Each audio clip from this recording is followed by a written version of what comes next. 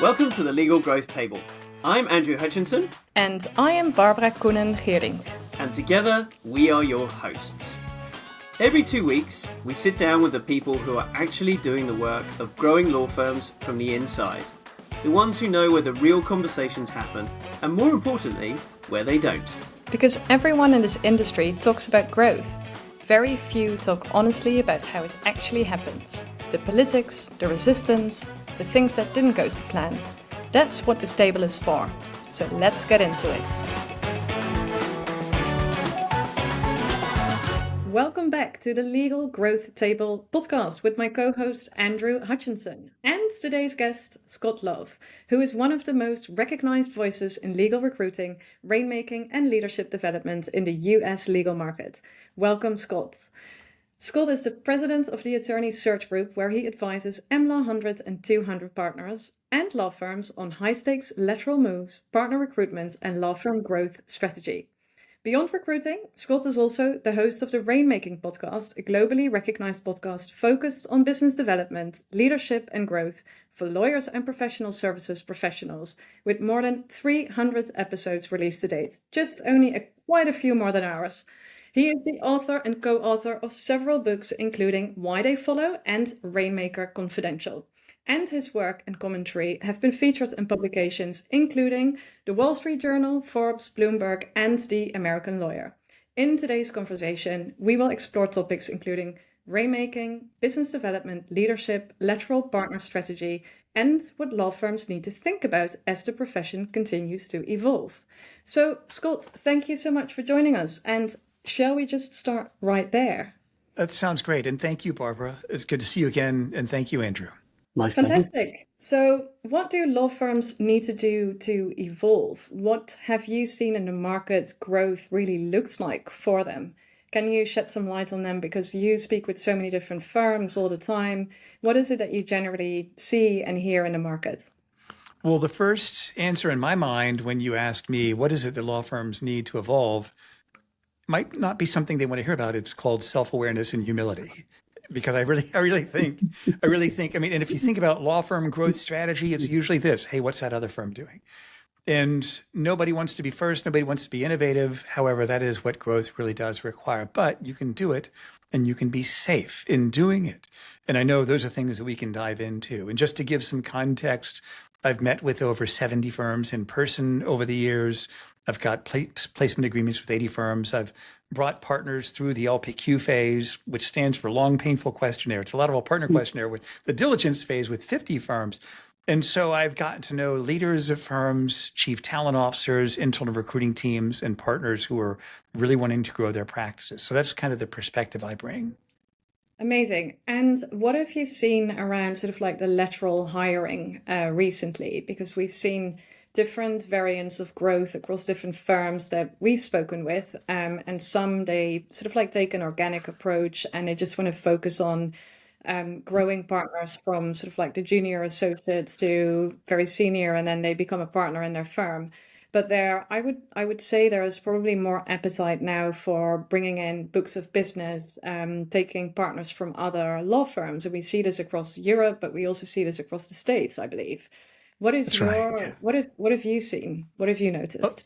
I'll see this. I think, because I've been in recruiting for 30 years in the legal recruiting industry since 2009, and I think firms have really figured out that lateral partner recruiting is the most effective form of business development.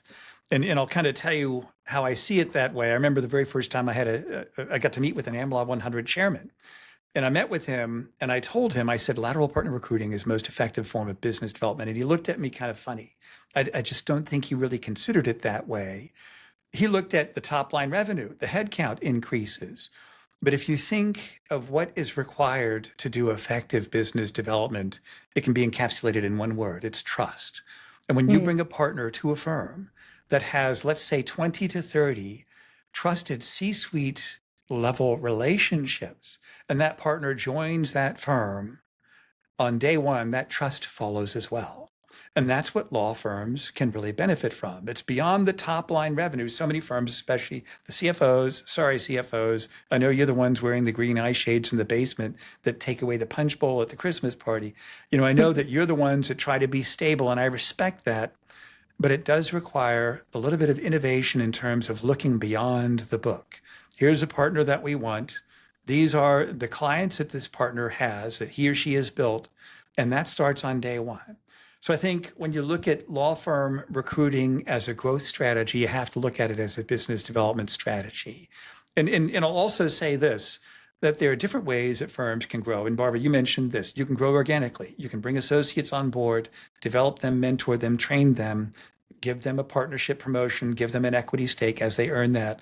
And that's one way to do it. There's two other ways also. One is through large scale acquisitions. I've done those. I've done large scale groups. I've done law firm mergers. And I think the advantage is that you bring two groups or multiple groups of people together on day one. The disadvantage is that sometimes it's hard to say, these are your 50 new trusted colleagues, and you need to trust them on day one. It takes time. It's human nature. Some firms, they've made it very clear that their strategy is not going to be large groups of 10 to 20 attorneys at a time. It's 1 to 2 partners at a time.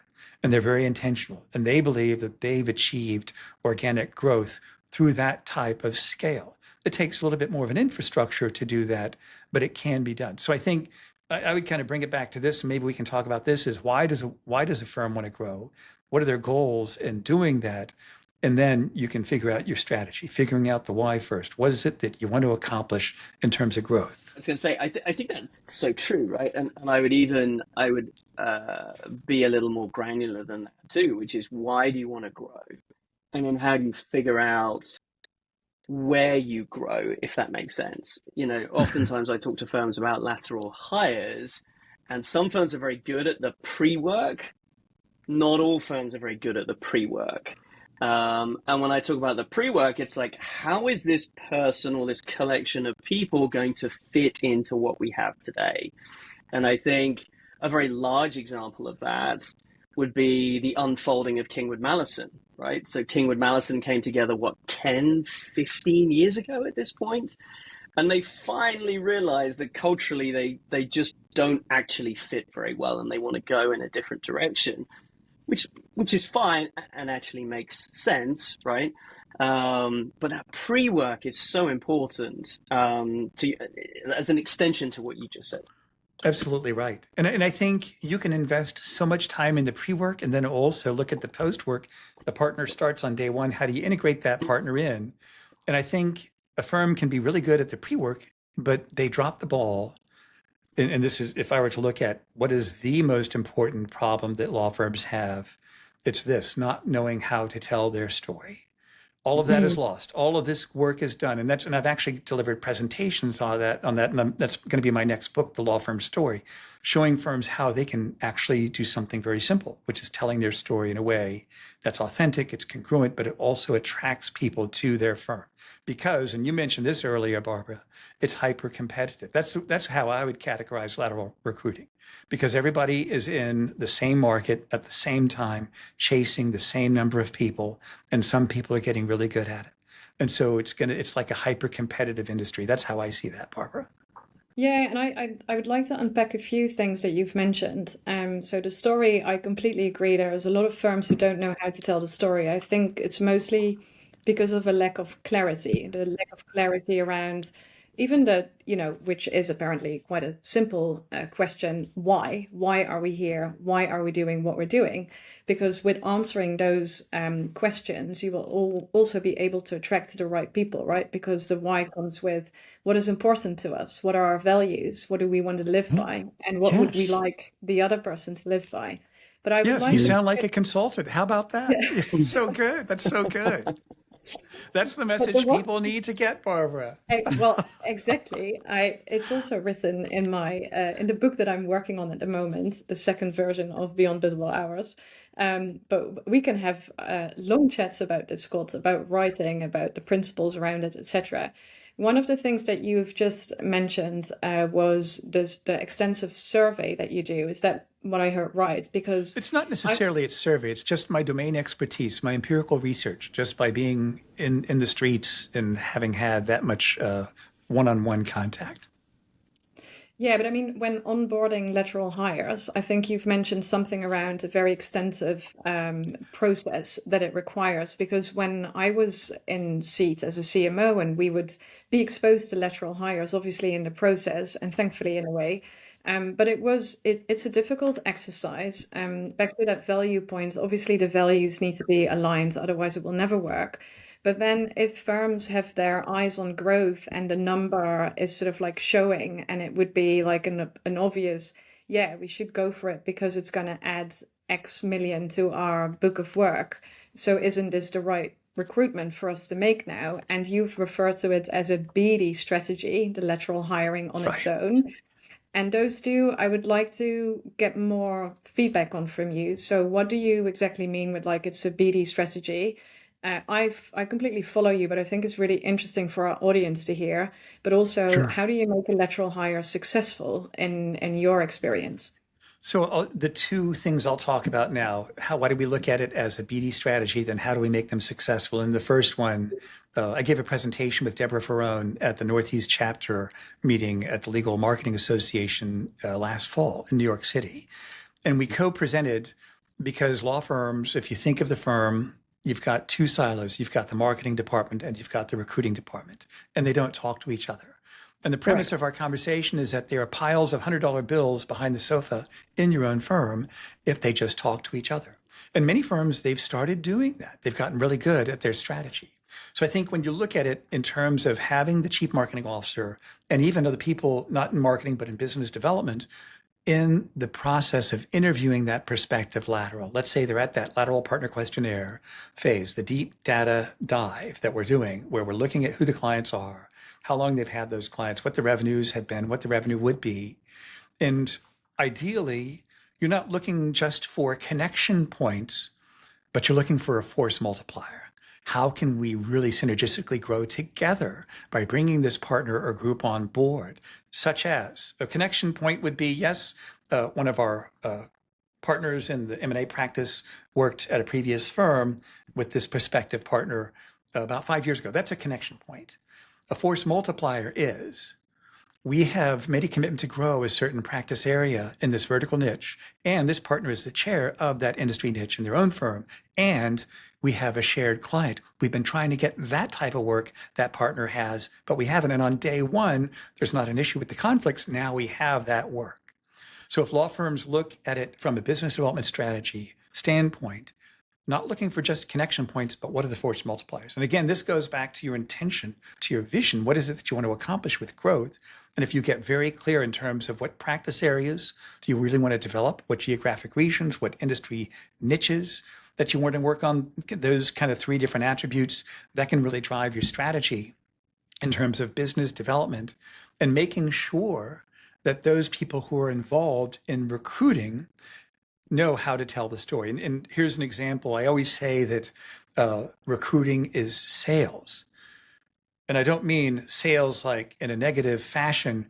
You think of marketing, that is the sign above the door that brings people in the building. Sales is the conversation that happens at the jewelry counter, the one-on-one with you and the person that's selling watches. I collect watches. You and the person that's selling the watches. It's that one-on-one conversation.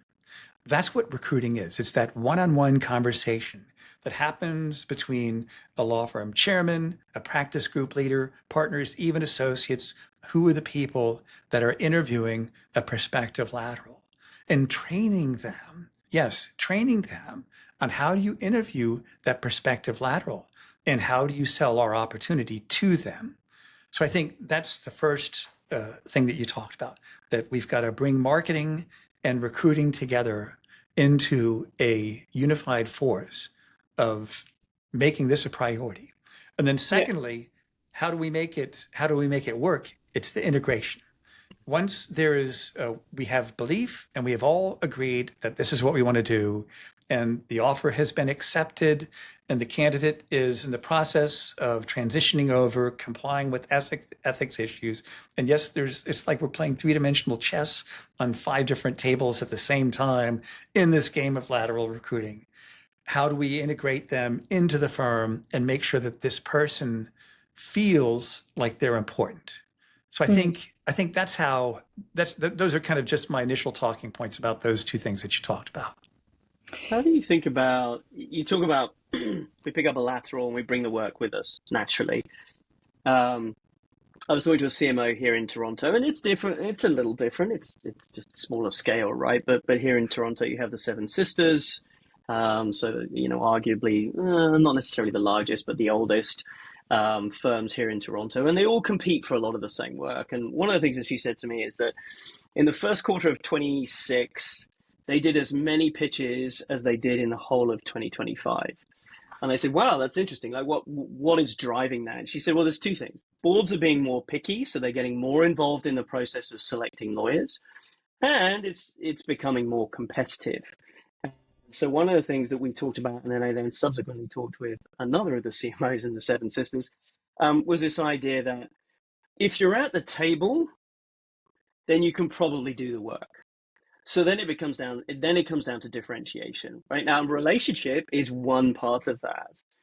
How do you see that evolving as things become more competitive, as we see more salesmanship, I would say, required in getting the deals, right? Because commercially, in 3 years' time, I'm probably not saying, yeah, it's about 100 hours at $2,000 an hour. I'm probably saying, well, it's a fixed fee with a cap and a this, and if you do this and we do that, then you're going to have this. And I'm now traditionally selling the commercial value of what I'm putting in front of you. How do you think that's going to impact? I think that as people get smarter and more experienced and more deliberate about achieving those goals, the skills have to increase. It's like all of a sudden, we're no longer playing high school level baseball. We're playing college ball. But wait a minute, now they're playing minor league baseball. We need to learn how to play at the major league level. I think we can't be resting on our laurels. One change I've seen in the last 3 years is that elite global firms, most of them based out of New York, don't have the cachet that they once had in terms of keeping people forever. You're seeing people leave firms that nobody ever left that firm before. That's a change. And in that world, they're hyper competitive amongst each other. So I think it requires people to be, let's call it being kind of scrappy, being creative, and having to kind of fight a little bit, being a really good street fighter, so to speak, in terms of how you're creative in bringing that trust to the table. So my initial thought, Andrew, related to what you mentioned, all marketing begins with differentiation. We're different because of this. I think distinction is the new differentiation. I think we need to be able to say, we are the only law firm that does this. And when you have that as a talking point, number one, it's memorable. I've never heard that before. Number two, it helps people to want to know more. Now, the wall of resistance has gone down. We're building trust because that's something they've never heard of before. By the way, I got to reference this book called Pitch Anything by Orm Claff, where he talks about trust is very hard when you're trying to pitch something to someone. And he says, if you have a shiny object, something I've never seen that before. Oh, wow, that just little shiny lure caught my eye, got their gaze. Now they're curious. I want to know more. Now the wall of trust is coming down. That's what I've done in my business. In 2021, lateral recruiting became super intensive because every lawyer that hated being a lawyer said, I think I'll be a legal recruiter. And my industry is hyper competitive as a result. And over about 2.5 years ago, I'm like, I've been doing this forever, but nobody's calling me back. Why is that? Because they're getting so many reach outs from so many people everywhere now. And a lot of those reach outs might not have been very professional. So partners are like, I'm putting walls up. I'm never going to leave. I'm not going to take headhunter calls anymore.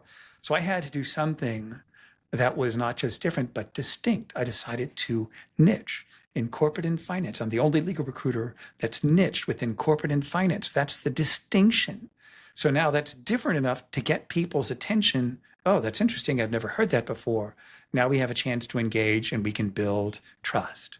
So I think that's what you're going to see. I also think, something we could spend 3 days talking about, artificial intelligence. How's that going to change everything? I don't want to bring that up here, but let's just say that everybody's getting all this information at once and we all have access to the same data. We need to find other ways to build that one word I mentioned before, to build trust. And I think distinction is the new differentiation. I will bring up AI because this is a great way to conversations I've had earlier, a couple of weeks and even months ago, we've organized a couple of think tank sessions with media marketing professionals, and we invited general counsel to the table just to talk about how do they experience law firm service, how do they experience the law firm brand, how can law firms stand out from the crowd, etc. But inevitably, we also talked about the impact of AI currently on their business, and how they sort of like outsource the legal work to private practice, if they still do. And most of them have actually said, look, we've reduced our bills with the law firms already by 40 to sometimes even 60% are numbers that have been mentioned. So one of the reasons they would still go to a firm is because of the distinction. Is something that these firms do really, really, really well over others, something that gives them the security seal essentially to be going to these firms to have a sign off on, yes, this is great. And they were therefore also quite happy to pay either a premium over what they were paying now, because they were knowing that they would get that level of expertise that the AI is just not able to give them. So they still have to go to firms, but their buying behavior has massively changed. Have you seen that as well? I think we're starting to see it more and more. And I think there's two questions that law firm leaders need to ask themselves related to what you mentioned, Barbara. Number one, what problems do I solve? Exactly. And number two, what business am I in? And I think that's changed. I think the questions we ask are going to help us guide strategy, hiring consultants like you to help law firms figure those things out. I think that's even more important because law firms, they're in their own bubble. And I think with all due respect, they're horrible business people because they've been trained not to be good business people. They've been trained to be really good lawyers. And so those people at the top, they have to be different. They have to see things as a business. They have to ask those questions. And by hiring professional, smart people that have this domain expertise like you do to bring that expertise to them, that's, I think, going to be even more important. Learning how to think differently. You mentioned earlier, let's break things. They don't like that. They have to now.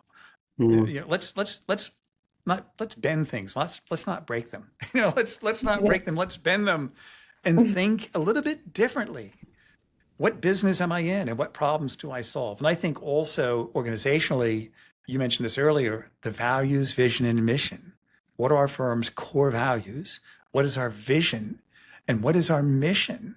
Those are the fundamental questions every organization needs to ask. It's an existential question, especially now when there's so many converging disturbances in the world.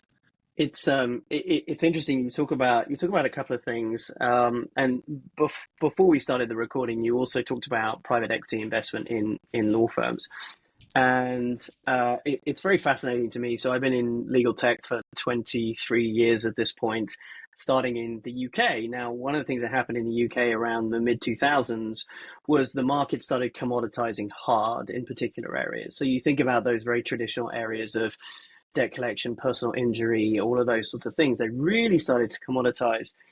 And part of that was a function of the fact that people figured out one thing. Well, many things, but one key thing. In all of those situations, in all those examples I've just given you, the process is always the same. If the process is always the same, you can use technology to facilitate how you process those particular cases, and it allows you to fundamentally change the structure of your firm. And so one of the things that we saw was a reduction in lawyer headcount and an increase in administrators. Because in those areas of law, what did you need? You needed somebody pressing a button in the system that moved it on to the next bit of the process. And in the system, you had intelligence that pushed it up to a partner when it needed it. So this is outside the norm of the process, and now it's going to get elevated. And so one of the things that I see a lot as it relates to AI is everyone's like, yeah, AI is going to fundamentally change the way we deliver legal work. No, it's not. We've already done that. We've seen that. And by the way, the technology that we used in the 2000s was determinate.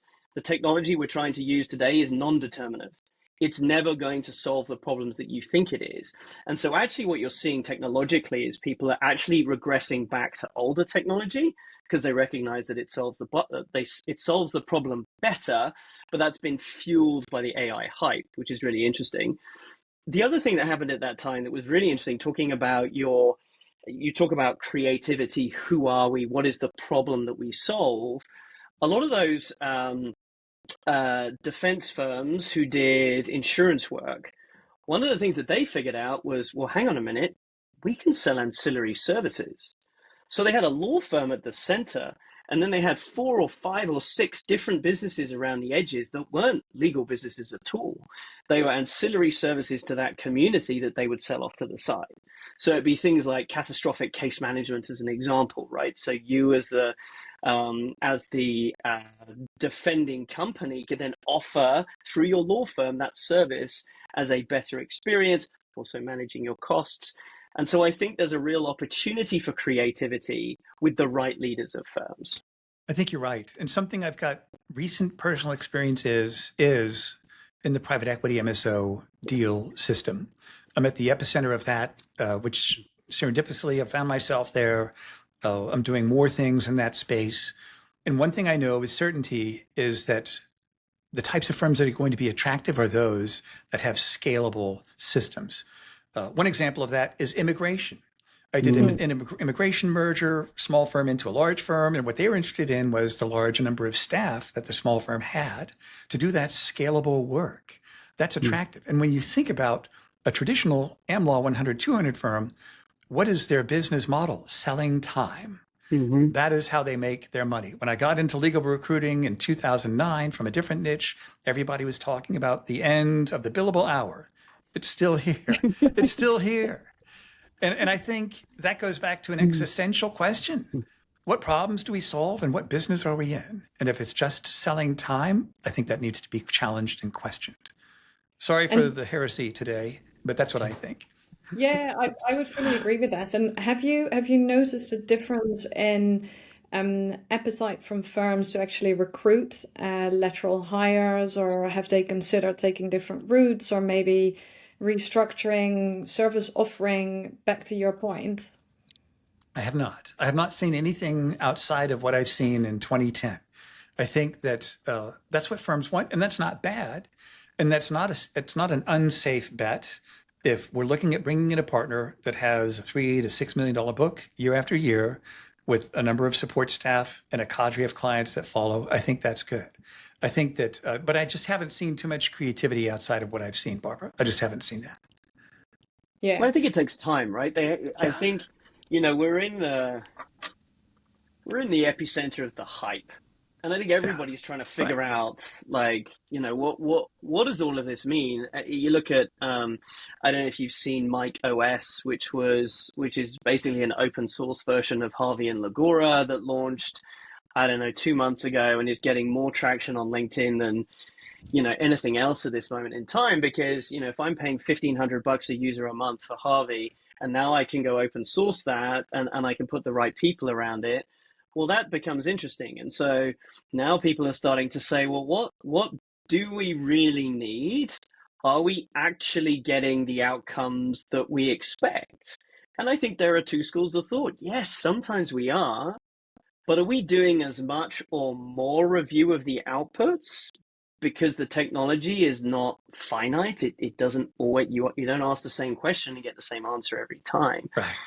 And so I think people are so lost in trying to and lost is the wrong word, because I know that there are a lot of really smart people in law firms trying to figure this out, right? But they're in the midst of how do we figure that out? While, as Barbara says, the clients are slowly drawing back and saying, well, I don't need as much of your service. How much awareness is there in firms that that's happening? Because again, firms have lots of reporting, but how much of it do they actually look at? And I remember talking to a CMO years ago. What's your attrition rate? What do you mean? We don't lose clients. Are you out of your mind? Of course you lose clients. You lose them all the time. You just don't know that you lose them. And they recognize that, but the partners don't. So there's all of these things happening. And I think people are stuck.